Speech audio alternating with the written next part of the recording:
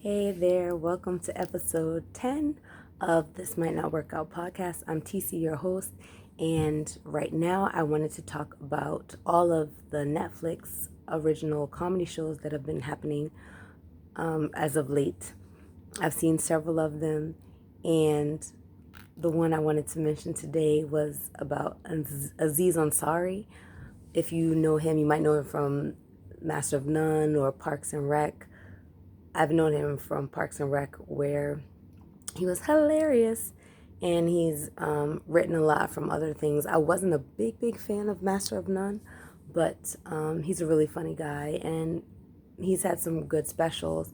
And if you follow his career at any point, you know that with the Me Too movement, a young lady came forward saying that she had spent an evening with him. I think they were on a date or something, and they went back to his place, and basically he suggested that she do some physical things with him that she was not comfortable with.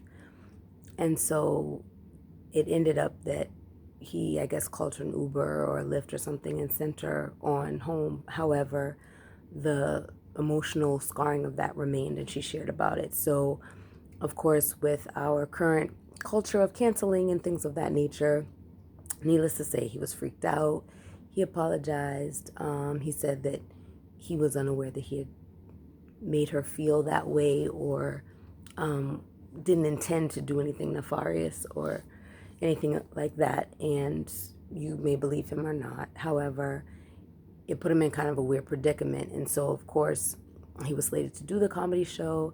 And that's part of the reason why it's called Aziz Ansari right now, because he kind of took a big step back from like the Hollywood scene and kind of was reflective about himself and his life and his career. And so it's interesting because in this comedy special, I've seen several recently, and in this one in particular, it was interesting because he was really reflective in it. So it was like funny, but a lot of it was about things that he said before in regards to like R. Kelly and his cousin and all this stuff that at the time was like, oh, ho, ho, fun and jokes.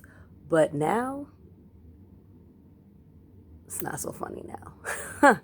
And so it was interesting to see him kind of do comedy, but with a very introspective lens, very cautious about it. There were many times with the audience where he did like the quintessential teacher move, where he wanted us to really pay attention, so he whispered things.